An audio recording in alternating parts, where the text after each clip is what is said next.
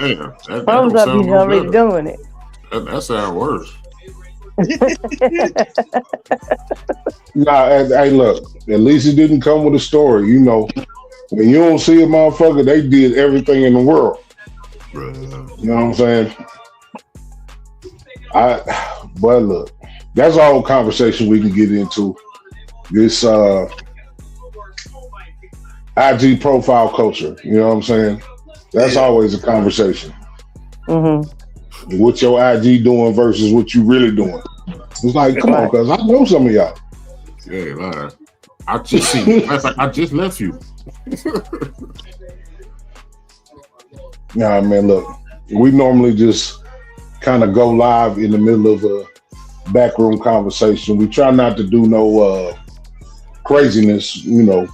We don't want to set nobody up. We don't want no sound bites. We just two brothers that like to, you know, do a little kickback and, you know, talk to the people, see what they got going on. So that being said, thank y'all for joining us. This is the BOTB Live Show. Friday Night Lights is what we normally call it, while we sit back, have a cocktail, and you know, talk our shit. I'm Jay Walken. That's my brother up top, Carolina Dirt. What's happening with you? I ain't shit on my third glass of drink, so Yeah, I'm ready. no, he ain't going nowhere.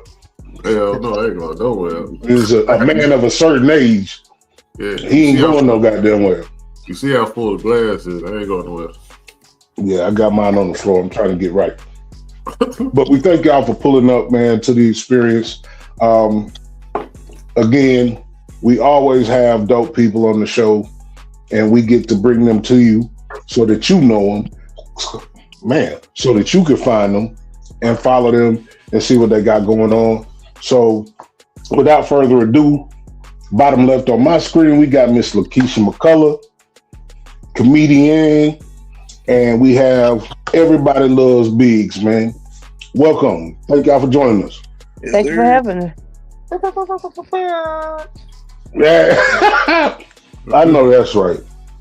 I know that's right.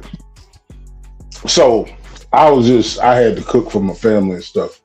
And I did some chicken Alfredo. You know, that's the national side chick dish of the world. I'm about to say, you single. You single with a family. Nah, you just got a family and you got to feed everybody for $50. But they always say spaghetti, pasta, and shit like that is better on the second day. Definitely. I never make it to the second day. I always try it when I eat it, but it's factual. On the second day, that should be better. Duh, was crazy. We did some nachos the other day, chicken nachos, and that mother was fire on the second day. The first day I ate it, I was just like, it's missing something. But that next day, when I heat that bitch up in the microwave, bro, I tasted all the flavor and I put in that. Yeah. So let me ask you this, Lakisha. What's your one go-to? No matter how much money you get in life, no matter how popping you is, what's that one meal you always gonna eat?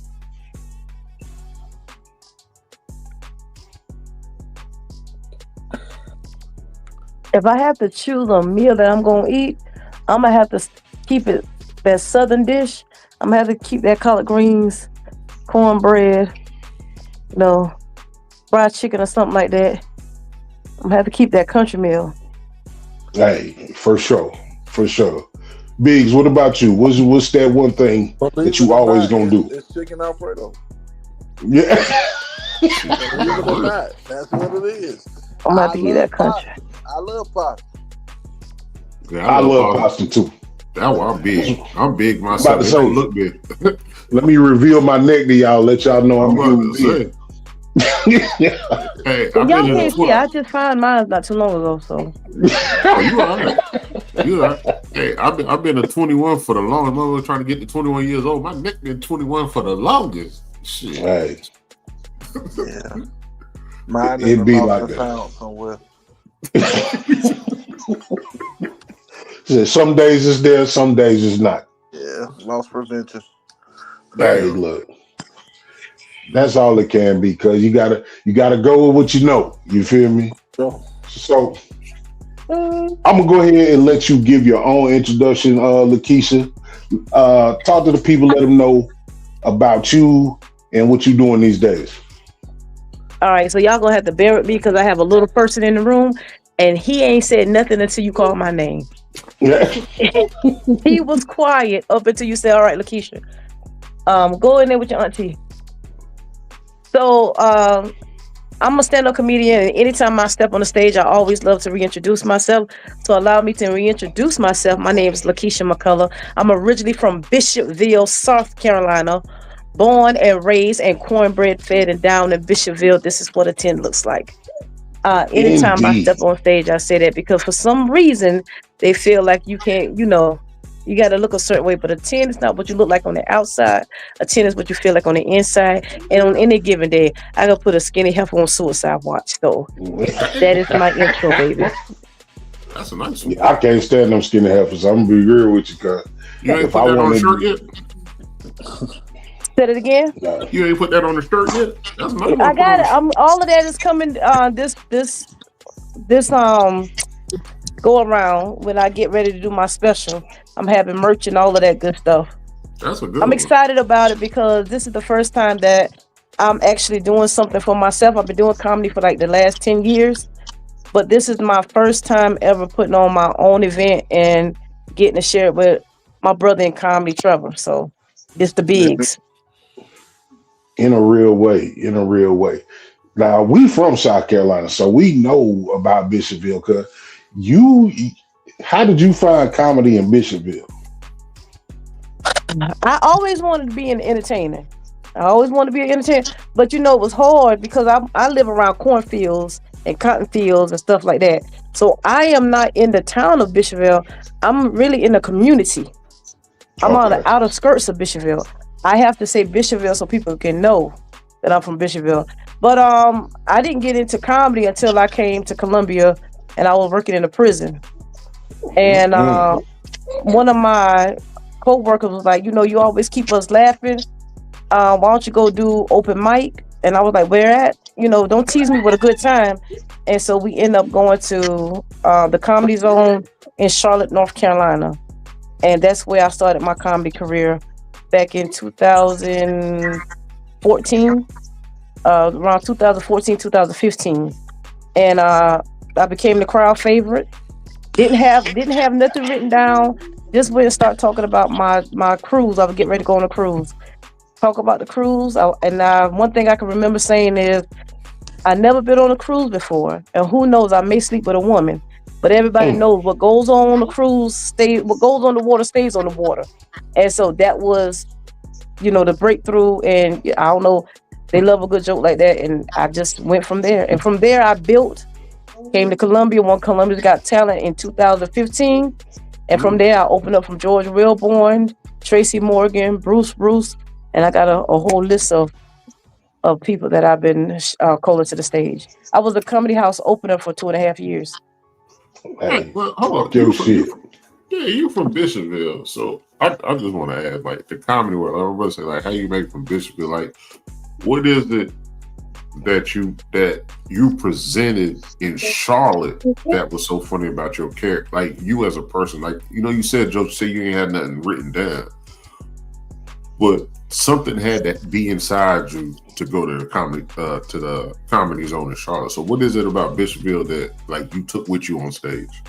My family, how they shoot you down before you get started. Oh boy. I remember I told my mom I wanted to work in a prison because we got a prison here in Bishopville. And she was like, man, don't do that. All you gonna do is get raped, kill up, and murder. I said, damn. Shit. I ain't I'm even just trying to get some money. I done got raped, killed up, and murdered. And so, but I also, like, with that, what I bring to the stage is you got to have tough skin. I was getting bullied before I left out the house. Oh yeah. You know what I'm saying? Yeah. I've always been a plus size girl. I've always been a big baby. And, my dad would lay on the chair and we would walk. He'd be like, all you gonna do is eat yourself up in the room. You know, he would say things like that, and I just add to it, and I was like, you either gonna laugh at it or you gonna cry about it. Some kids nowadays would have been done jump off a bridge, but you know, We I do took that. not condone unaliving yourself for any reason. Go ahead. I'm sorry. Yeah, but you know, you know how it is. But being that we grew up in those times, I grew up in that time. My mom is 74 years old. My dad would have been in his 80s. So you know, them older people talk rough to you. Oh yeah. I mean, Um. look, in a real way. Go ahead. I'm sorry. Oh no, you good. And so what I was going to say is, I just took that and changed it around and just brought it to the stage. A lot of people think I'd be lying, but those are half real life stories. Hey, nah, it is. You can tell that Generation X, early millennial. You can tell we just built a little different, and you know we might say harsh things because we come from them old baby boomer motherfuckers, and they ain't had no heart. You feel me? They just didn't have it in them. So Biggz, everybody loves Biggz. That's a dope tag. That's a dope tag, man. Go ahead and introduce yourself to the people. Well, everybody, you know, I'm Biggz. Of course, everybody loves me. I'm a lovable person. And I'm also a comedian. I can't even really just put myself in that box. I'm also an entertainer as well. I around the time 2015 started my comedy career as well, and like Lakisha said, she did Columbia's Got Talent. I did it too, but I lost. I don't know what the misconception. I don't know how I lost, but I know who I lost to. And I lost to a guy playing the saxophone. He was playing "End of the Road" by Boys II Men. And how's that? Man, the nigga Do it matter? He was good, bro. Oh, what say? And the sad part about it is I can't stand that song now because that song came out the year I was born, for one thing. And just knowing when I hear it, like it reminds me of that man blowing that saxophone down. Hey. So I came in second place, and they invited me to come back out again, and I lost that too. Now the thing was, I thought I was funny, but the second time around, I knew I wasn't gonna win because I lost to some guys dancing to single ladies in some high heels. Yeah, you They supposed to already lose. had the crowd. Yeah, They already had the crowd. Yeah. So hold up, man. What type of event you at for that to be like? Columbia's Got Talent. Columbia's Got Talent. They brought all kind of talent and all kind of stuff you ain't never seen. He went on before you or after you? Oh, they killed the stage after me. Okay, because I'm gonna say the saxophonists went after me too. I would have stayed for the saxophonist cut, but it was. Listen, I don't think nobody knew the guys was gonna dance to the single ladies. Though. Oh, it was like a. Oh, he wasn't wearing his high heels. He didn't come up there with his high heels. No, it was two different occasions. No, the dude playing the saxophone was a dude in a suit, and then the second time around, I lost a group of guys dancing in heels with single ladies. Yeah. Hey, well, let me ask you this, because like you know, in sports, when we lose, people like you lost, but like in entertainment and stuff like that, when you come in second place, that don't really mean you lost. It does. That means you're the first loser. Yeah. What I'm saying is, I know there's people in the crowd that said like, "Bro, you was funny," like that type of motivation. When you lose on the football field or on the court or in the wrestling room or something like that, bro, you just lost. Ain't nobody trying to be like you did good. But in like events like that, people are like, "Hey, bro, you was funny," but you know. So did you really feel like you lost, or did you take something from it? Each occasion? I really felt like I lost because I really thought I was funny. Like, but I didn't know like the art of comedy. Like, I just thought you just go up there, you be stupid, you get people laughing, and that's it. Like, I didn't have no set, I didn't have no jokes, it wasn't no structure. I just came up with stuff off the rip, and it just so happened to be funny. But, so that's what I'm saying. So you know, you got losses and you got lessons. Yeah. What did it teach you in that moment that you still? I quit. Didn't touch the stage again to 2017. Well, you reset. What brought you back? I almost died. Yeah, but I get into that on my special, so I ain't gonna say too much. Yeah, you pulled Jamie Foxx. You pulled Jamie Foxx on him. I mean, was me. And I was gonna record my special before he did that, and it's crazy. I was just like, damn, he stole my. And that's funny because that's my favorite comedian of all time. Jamie Foxx is okay. Who's your first then? Eddie's my GOAT. That's a good GOAT. Yeah, that's a good GOAT. Yep. Because he covers him and Jamie. Eddie, I get Eddie is the prototype, and Jamie was the 2.0. Yep. I don't know. You feel me? Jamie juggled a lot. I think Jamie was in a different class because Jamie could always sing. He can always. He was on Living Color like he had Eddie Murphy. Eddie Murphy. I'm just saying, but he had the Living Color platform. Eddie didn't have the Living Color platform. Yeah, he did have SNL. Yeah, you're right. He did have SNL. Yep. It's almost a mirror image. You know what I'm saying? Yep. In terms of we know now, you know, since we older, how serious Eddie Murphy was about the music. But come on, cuz Jimmy Early was cutting the fuck up. You guys are gonna hate me. I've never seen Dreamgirls. I'm not gonna hate you. What I will say is, if Eddie is your GOAT, it's worth the watch. Yeah, I've seen clips for sure, but I just haven't sat there and watched that whole movie. But yeah, that's how I know who Jimmy Early was. So Jamie's in that movie too. So yeah. Hey, what about you? Oh, go ahead. I was gonna say, what about Lakisha in terms of her GOATs and people that inspired her? My all-time favorite gotta be Bernie Mac.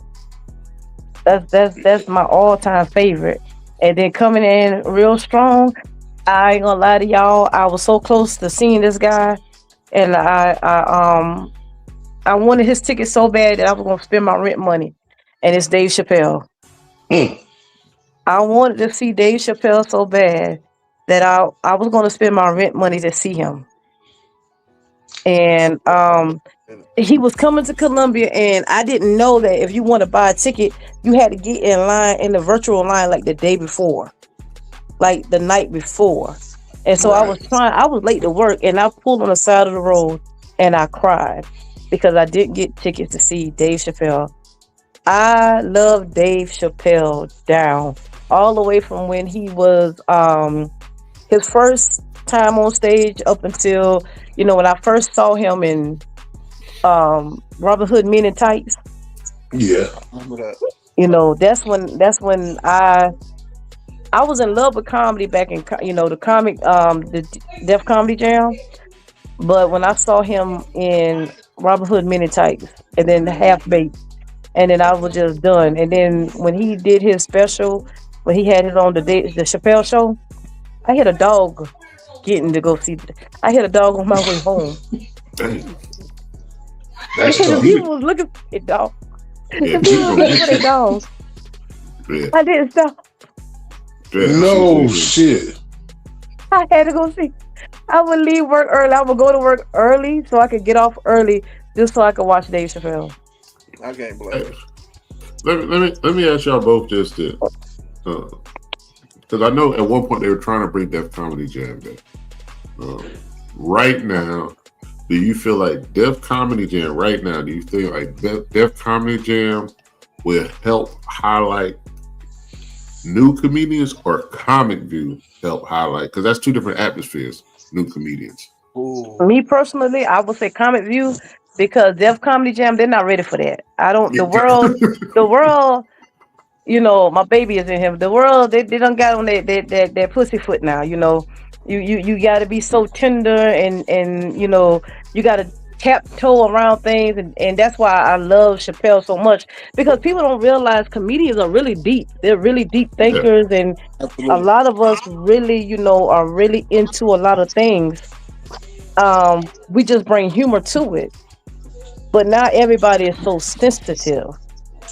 Until I believe that you will have to go more of a commercial type way you kind of fit in. And I believe that Comic View will have to be that one, but you still on that line, because with Def Comedy Jam, it's whatever, it's whatever, and people heart ain't strong enough. Sets, the thing about Def Comedy Jam was, because I went back and watched it, and a lot of them sets didn't stand up. They didn't stand the test of time. We all know the ones who did. You feel me? We know Bernie Mac. Yeah, we know Bernie Mac did. We know Chris Tucker shit still. You still gonna laugh at it today. Eddie Griffin. He's somebody that does not get named enough, and his subject matter and his courage is right on par with Dave Chappelle to me. I was just about to say that. I was gonna say D.L. Hughley. I think I was gonna say D.L. Hughley. Like, I feel like Eddie Griffin, as far as what they know about current events and politics and comedy and how they present it, I just feel like they the opposite but the same as far as. DL is really into it. Also, if you listen to his radio station and the way he goes down and break down everything, and so I believe that's the style of comedy that I really enjoy, to inform people. So when I do my comedy, I want to inform you to be, a better person. To, like, I do a lot of about weight loss, because there's one joke that I say, women nowadays will go out and buy new chest and a new ass for the same 6 inches. That ain't gonna reach it, you know what I'm saying? And so therefore, I just want to, hold on, baby. I just want to encourage women to, like, take care of themselves, because you're gonna get it one way or the other. You don't have to go out there and cut yourself and be on the table dying. And now our young girls is out there doing the same thing. They're going out, they think you gotta look a certain way, you gotta act a certain way, and really a lot of people not respecting you because you out here doing that. And they don't realize that. They still not gonna call you after the BBL. They wasn't calling you when your ass was flat. They ain't gonna call you back after that either. Yeah. So that's the thing that you gotta understand. So that's like why I like those type of comedians, because if you really listen to them, they really will get you to thinking about current events, how it's going to affect you, what things that you need to, how you need to maneuver in this world. But because people are so sensitive and they only want to hear what they want to hear, that's why it's falling to the wayside. What you say, Biggz? What you say, Biggz? I agree. I'm gonna go with Comic View for sure. Because everything she said is definitely correct. I don't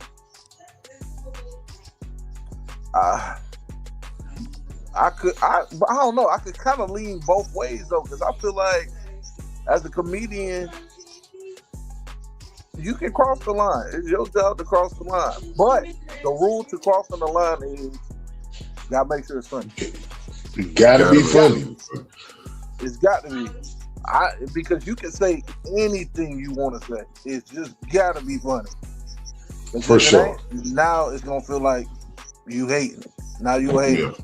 Yeah. So you gotta make sure, like, if you gonna do the LGBT jokes, if you gonna do the Jewish, black jokes, white jokes, if you gonna do all that, make sure they laugh at it. Yeah. Say the chicken and watermelon jokes ain't gonna get it, cuz. Oh no. Nah, that's never gonna fly. Yeah. That ain't So let me ask you that, Biggz. So when you first started, your first foray into the world of stand-up comedy, you went out there and you winged it, and you had a good first set, and then you had some stumbles. Yep.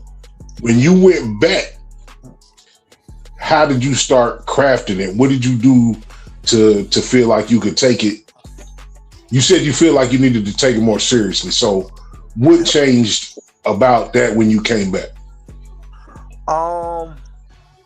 Just me focusing on my timing and knowing how to like actually convey a joke instead of just being like, oh, well, this gonna be funny, so I'm gonna just say it.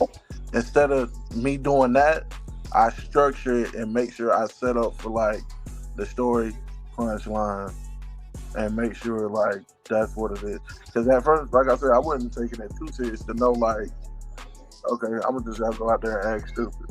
That's gonna be funny for sure. But people actually, they come to the comedy show to listen to what you got to say because it's really a conversation between you and the audience. That's what it is. I think that's one of the things that we keep bringing up Chappelle, but I feel like that's the thing that he mastered is being able to be completely off of the ha-ha shit and really like let a joke marinate for 10 minutes. You feel me? Like 10 minutes is an eternity in the world of comedy. It absolutely is. So I be trying to tell people be like, man, I'm moving fast. I be like, not on stage and not when you in a fight. Man, look, it's what did it for me. Like Dave always been Dave. He be killing the game. When he did the shit, I forget which special it was. When he was like, I just write punchlines and throw them in a fishbowl. Oh yeah. I know. I think that was like, I don't know if that was Sticks and Stones, but yeah, I know exactly the one you're talking about. Like he was like, I'm gonna give you the punchline. And then I'm gonna bring it back. Like the punchline was, I hit her in the pussy. I hit her in the pussy. Yep. It was like, and when he did it, it was like, how are you gonna make that funny? But he did that shit brilliantly, cuz he does. The way he structures and do callbacks with it, I can only aspire to be that great. But it's a guy now, Ali Sadiq, who is a great storyteller, and that's who when it comes to storytelling, when it comes to comedy, that's the GOAT. When it comes to storytelling. Yeah. I just saw Ali last year. You be there. Yeah, I saw him live, and he's definitely one of the great ones, man. You saw him in Detroit? Yeah. That's the one I saw. I saw the thing where there was a clip of him going at it with a lady in Detroit. I ain't know if that was the show you was at. Nah, that wasn't the show that I was at, but that nigga came in and did. I know he did 6-7 shows. Yeah, man, he be on it. Yeah. What is the? Let me ask both of y'all. Lakisha, you can say first. What is, other than the clock in your head? You know, quarterbacks got a sack clock in the head. You know, y'all say like if you don't get the reaction you want through the joke, like what is the time frame in either you expanding on the joke or you going to your next joke where you don't get the response you want? Get up out of there. Get up out of there. You got to. So go ahead. What was the question again? Like quarterbacks got a clock in their head when getting sacked. I don't know if you know anything about football. So when you tell a joke, what is the clock in your head to either say get to the next joke or expand on this joke? It all depends on how the crowd is for me. But that's what I'm saying. Like, what's the clock in your head though? Like you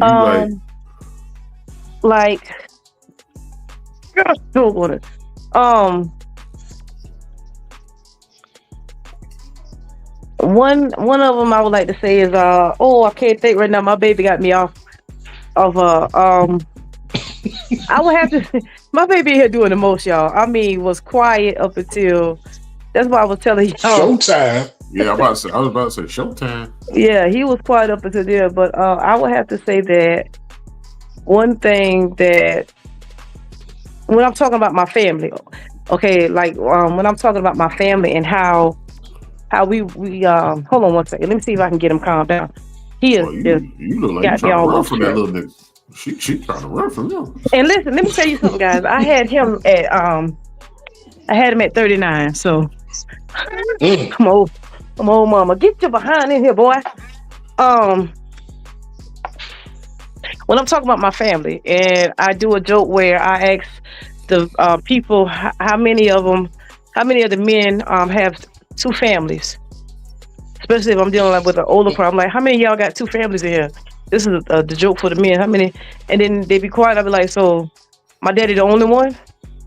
And then when I start going down the rabbit hole about, how many people had two families, then they'll start coming around and they'll start loosening up because, everybody knows somebody who got two families. Somebody had two families. One was in town and one was in the country. One was across the street. Yeah, across the street, down the road, or across the field. And so when I do that, when I go into the older crowds and I do that, because my thing is I'm going to work it. Depending on how I feel, I'm going to work it till you get it. It's all depending on where I'm at, especially if I'm dealing with an older crowd and I'm dealing with church events. If I do church events, I'm really going to take my time because church folks, I let them know from the get-go, I don't like y'all. I don't like y'all. I let them know from the get-go. I'm going to get my money, but I'm going to let y'all know I don't like it because you act like you're holier than thou, and some of y'all used to run the juke joint. So I'm coming in, I'm going to leave a mark, and I'm proud to say I've gotten called back about 4 or 5 times. Matter of fact, I just did a church event not too long ago. So hey, look. So when it comes to the jokes, you going to stay in the pocket until they actually get the joke? It depends on how I'm feeling. Because eventually, with the older crowds, once you work them long enough, they'll get it. And at the end of the show, I've had one woman that stood up and was like, "Yeah, I'm the mother of the church, but before I used to be a freak in the sheets." and I BS you not. When that, I'm good after that. You know what I'm saying? But it all depends on how you feel about it. Sometimes I'll move on. But if it's a church crowd, oh yeah, I got time. So that brings me to another good question because a lot of people is doing like the crowd work shit now. You feel me? How do you feel about your crowd work versus I came in here to say this? Well, you got to know how to do crowd work because, see, the thing is, going back to one of my church events, the man, I got up, I like to do the back and forth because, I'm the opener. I'm used to opening up.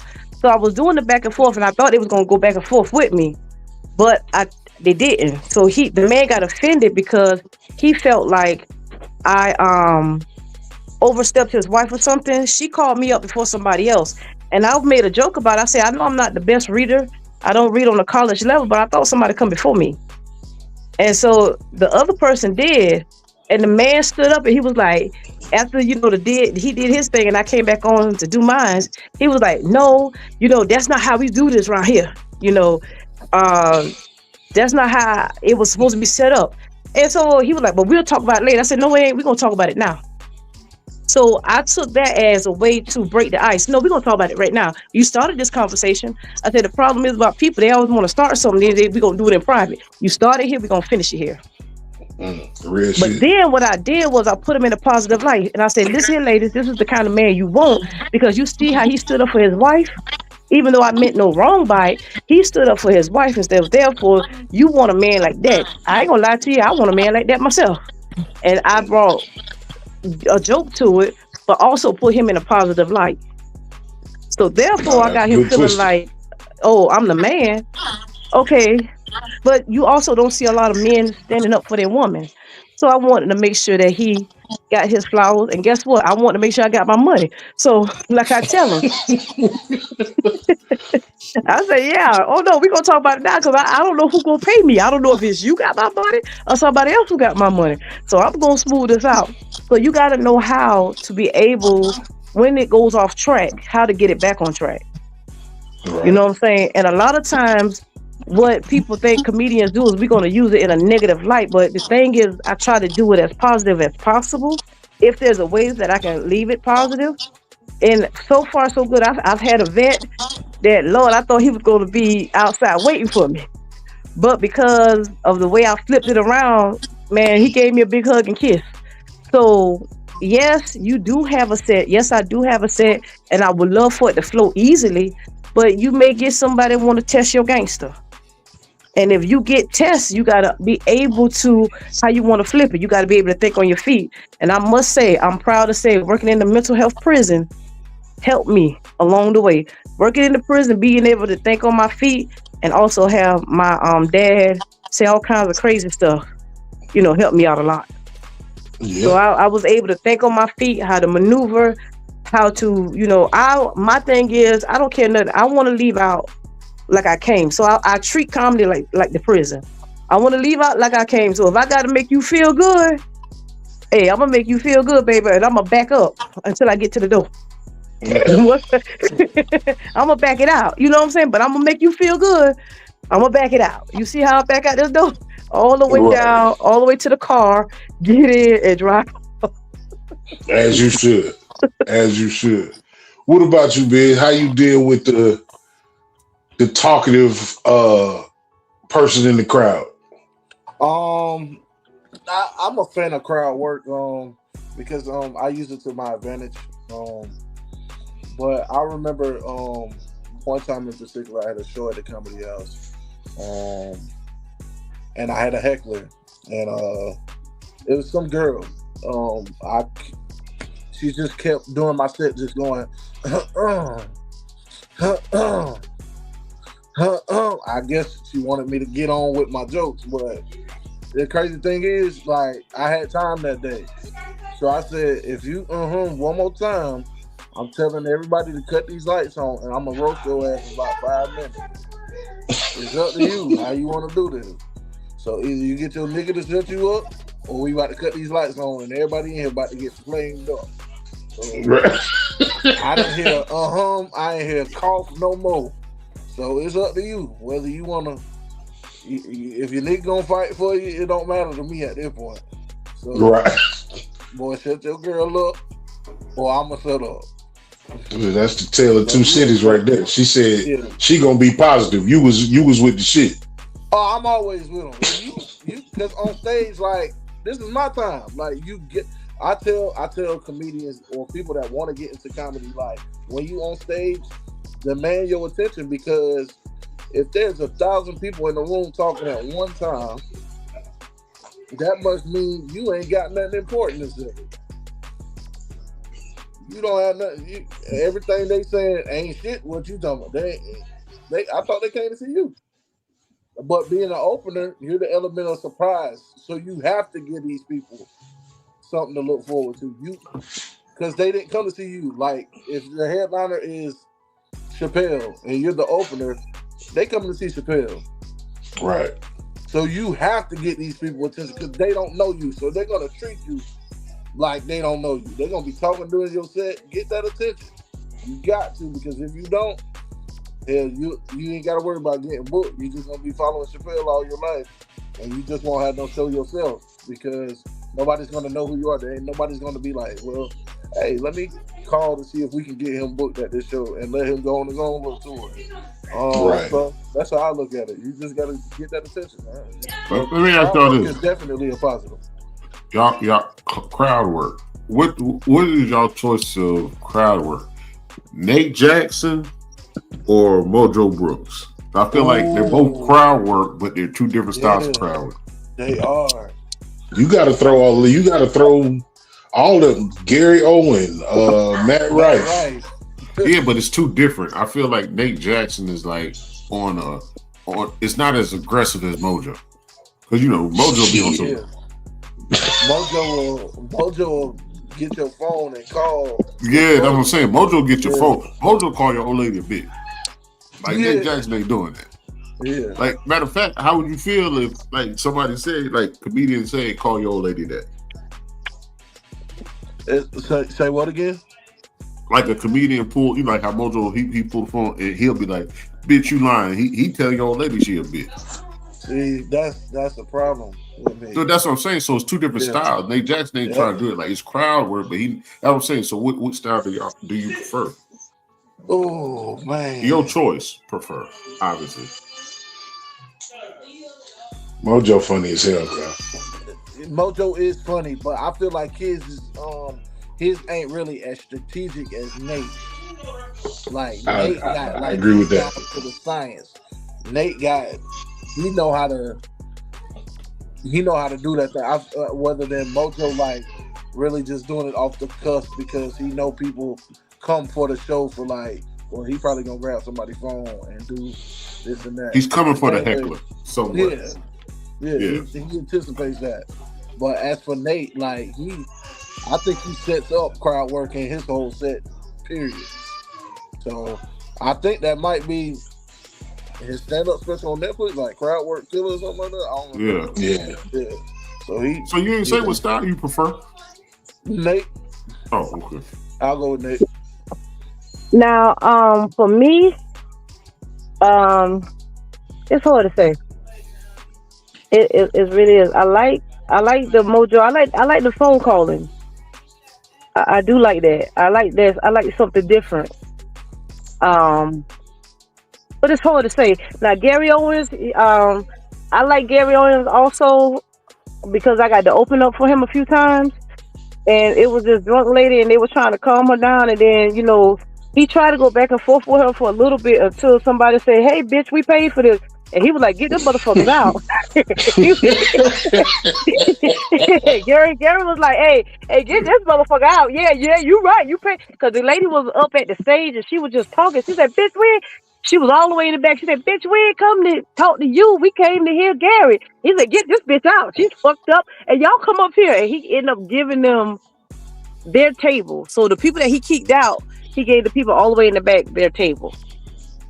So, yeah. So, I liked that part. And I liked another one. I don't know if y'all ever saw Tyler Craig. Yeah. That was another good one. Also, he could get it. He could go off the rails and he could get it back on. And another one, Marvin Hunter can also do it. Oh yeah, big light skin dude. Yep. Yeah, Marvin Hunter. He funny. Yeah, as Marvin hell. Hunter. Yeah. Let me ask y'all this then. What is a heckler going too far? Like, we talk about it. But what's going too far as a heckler? When is the show not the show no more? Rushing the stage. Obviously, yeah. But I know y'all had the sense before that. Like, Charleston White done been through some shit. What's old buddy from here? But he fought the dude on stage. Oh, Steve Brown. Yeah. So when do y'all spidey sense kick in? When you be like, man, they going too far? When they just won't shut the fuck up. Yep. It's like, okay, let's go. Being loud and belligerent. Well, I feel like you're trying to talk over me. Oh, now you part of the show for real. So we got us. Yeah. Don't throw nothing up there, because now. Look up. Come on, let's get you out, because this ain't about you. Now you done fucked up my set. I'm all the way off, the way out. So at this point, you gotta go. Right. No, I mean, I definitely, I appreciate when comedians are able to deal with the heckler, but also, like, that's on the club. Like, why is y'all letting this happen? You know what I'm saying? Why are y'all? I feel like it goes on too long sometimes, and that's on the club. Yeah. Or whatever the venue. Yeah. So let me ask you this. Well, I know when I was. No, go ahead. Oh, so I was gonna say, I know, like, a lot of them don't have enough security in there, and then a lot of them who do have the security, they leave their balls at the house. So then, therefore, you got balls of security in the building trying to secure stuff. Right. So that's why it goes so far. Like, you at a comedy club, cause you on the wrong end. You should have stayed your motherfucking ass at the house. But let me ask you this. This is always one of my favorite questions to ask. if you had the opportunity to remake or reimagine any comedic movie, what do you think yours would be?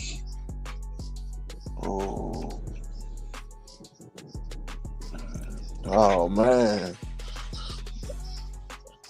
I'm not even gonna lie. The one that I could come off the top of my head, I would have to say I would love to be in Harlem Night. That's a good one. As what character? The one that got shot in her pinky toe, Delarice. Yeah. You drunk all the orange juice. Yeah. I got my mouth all tuned up with the orange juice and she just swallow. Yo, blind mother. Yeah. Mine are real different. Yeah, I know a lot of people probably like Coming to America, Life, and shit. Like mine would be Barbershop. Barbershop. I like that whole dynamic. Just cause guys know what it's like at the barbershop. And just how it goes down in the barbershop. It's really characters that from that movie that come in the barbershop. It's niggas selling CDs, DVDs. It's the old man and they talking shit. It's sports talking. Or just niggas is in there talking shit, period. A nigga that don't never get a haircut that's always there. Never. A barber that's always there that never get a customer. But you know what? What movie is not a comedy, but when you think back is a comedy, which is a classic? What is that? It's The Wood. The Wood, yeah. If you think about it, when you sit back and tell your homeboy stories, like you constantly talking about your home stories from high school, middle school with your homeboys, and regardless of who tell it, it's always funny. And I think that's like when people think about The Wood, they always comment on the scenes that are funny. They really don't talk about the monumental scenes. You know, touch the girl butt for $1. That's funny. The whole Stacy scene. That's funny. Get drunk for the wedding. That like everything is funny in the Wood, but it's a serious movie, so people don't think about it comedy. But when you think of reality and what you do with your homeboys, man, you gotta think that's all old jokes and making fun of each other and you like enjoying life. Yeah, it's a good coming of age movie for sure. Yeah, it's definitely one of the more. It's definitely one of the more classic movies in the Black diaspora that doesn't like. Hey, that's your second big word on this show, bro. I can't help it that I will open a book. You want to hide something from a nigga? Put it in a book. You gonna use two BSAT words. I went to public school. Nah, hey, look, don't get it twisted. I got my ass whooped, but I got grounded a lot. After she stopped whooping my ass, she just imprisoned me. My mother did. So my only escape would be a good old book. So yeah, I learned a couple words or two. I went to word school. Okay. That's bigger. Okay. That's exquisite. There you go. See how you got on board? No, he used it, but that wasn't the way he used it. But he used it. Yeah. Okay. Absolutely.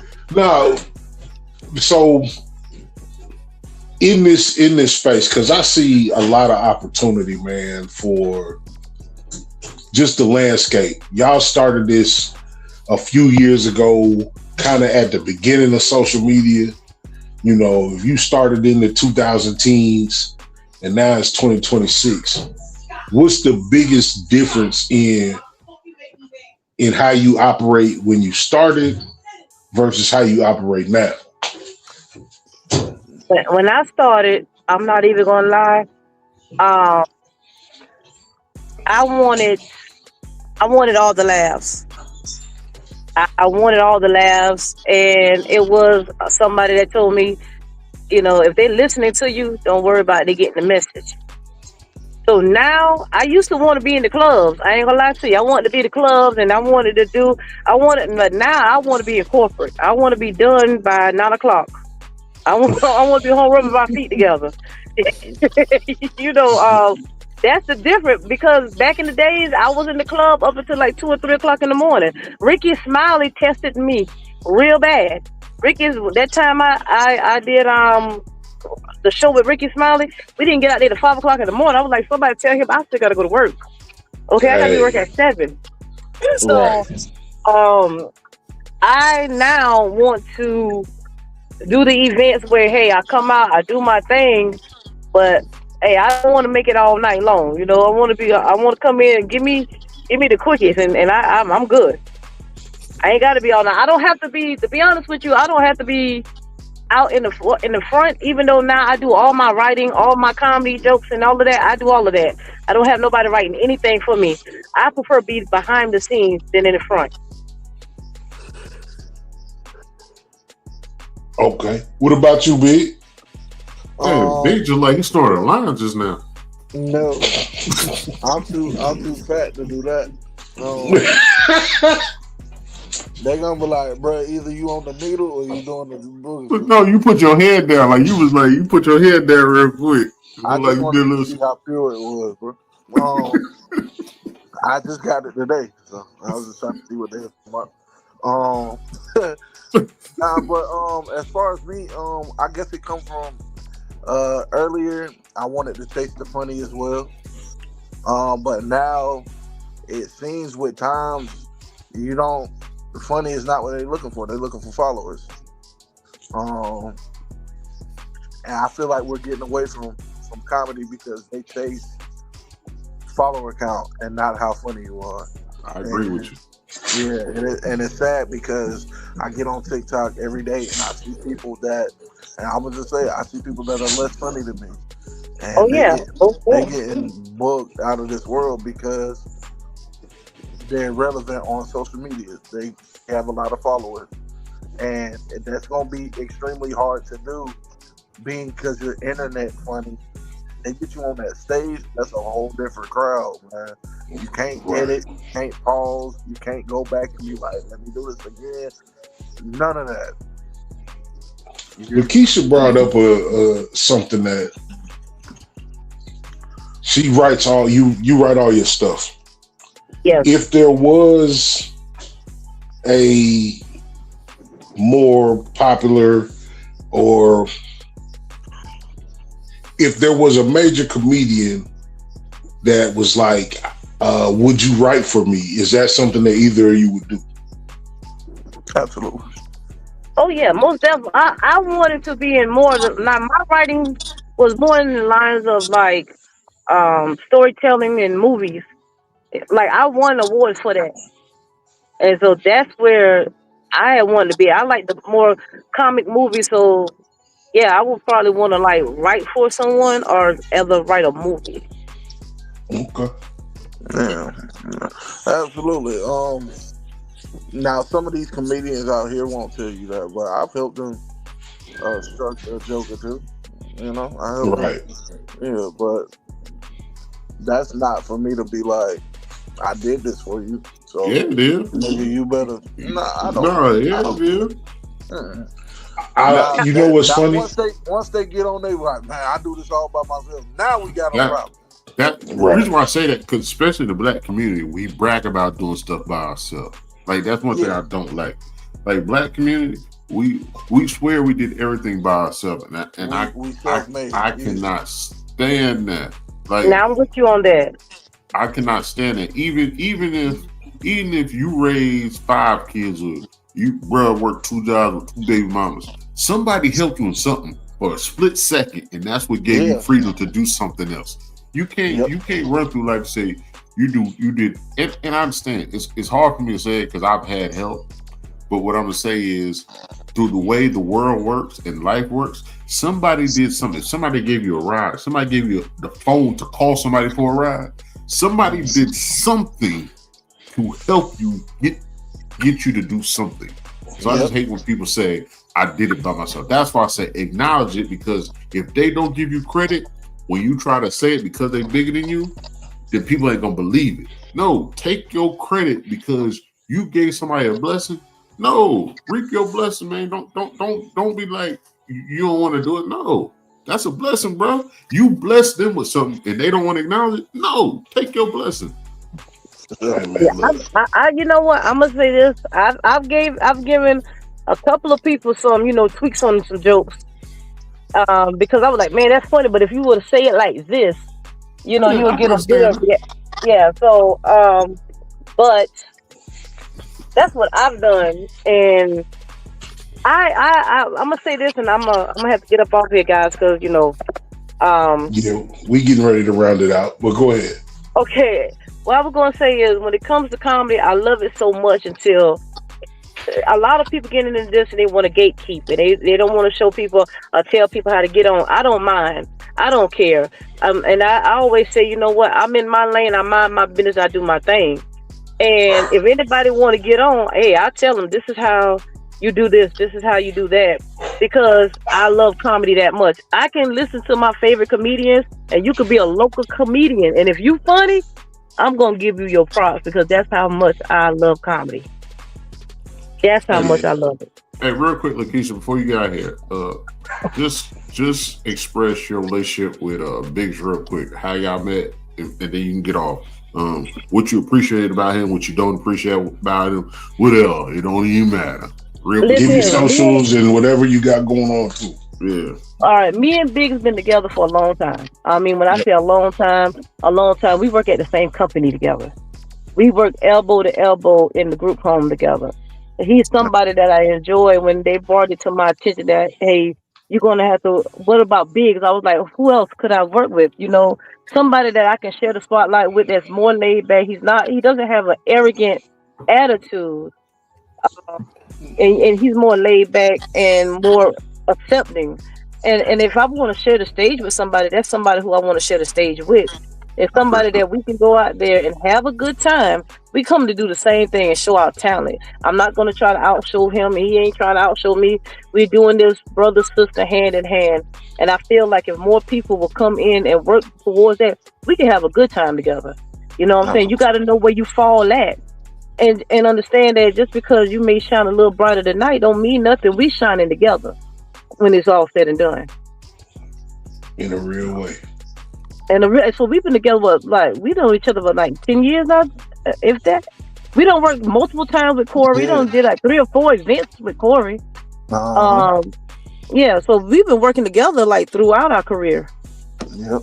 This ain't our first rodeo. Nope. That's what it is, man. Like, we got to get to a place where we understand that, like, the game ain't rigged no more. It's really not rigged anymore. You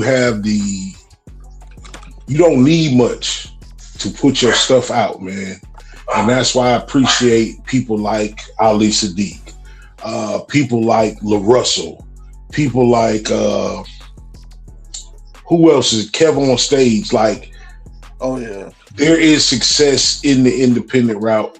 You always gonna need somebody, but if you just going off of putting in your hours, say you can't be successful without putting in your 10,000 hours or whatever it is. You can now do that. You don't need a whole team of motherfuckers. You got your phone in your hand and you got 15 minutes and you do the best you can in your 15 minutes. You feel me? And that's right.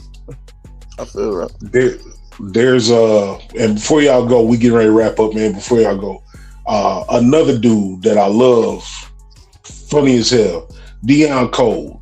Have y'all checked out his new podcast? Yeah. Absolutely. Man, he had Corey Holcomb on there the last time I saw. I only watched a little bit of it. When it comes to comedy, I think Dion Cole is so underrated. Yes, he is. Man. And it started off me seeing him with that notepad. Yeah.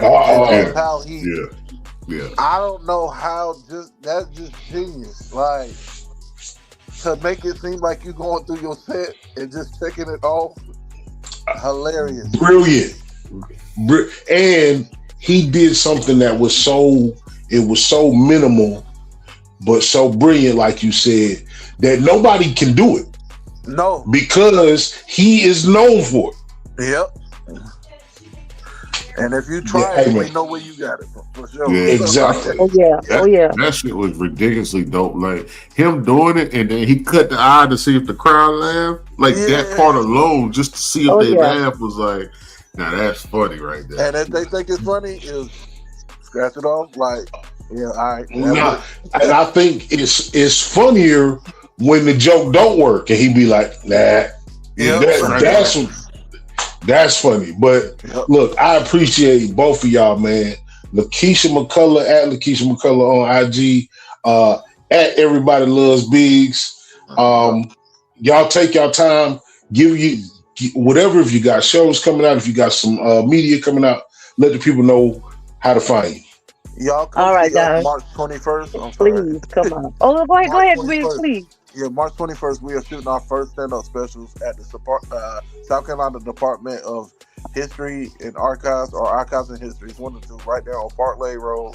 I thought you was gonna say the Department of Mental Health. No, I'm so sick of being around people with mental issues.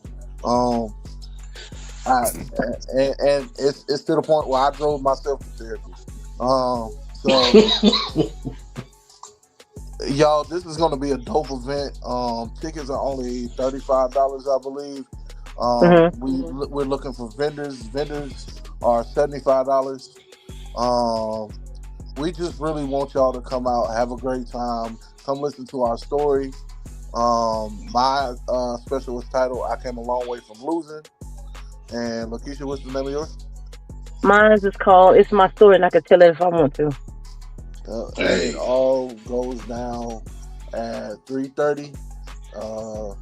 Yeah, man, we just want y'all facing the place because this is something major to both of us, and we're doing vendors for $75 because we want y'all to get y'all names out there too. Everything that y'all make off y'all vendor table is y'all's to keep. We ain't about to hit y'all over the head and be like, man, we need a percentage for that. This is something we're funding out our own pockets. We're producing this ourselves. We have a director, Corey John, who's my brother. Very great director around the city in Atlanta area as well. So man, yeah, March 21st, we need y'all in the place. Y'all heard it. Y'all heard it.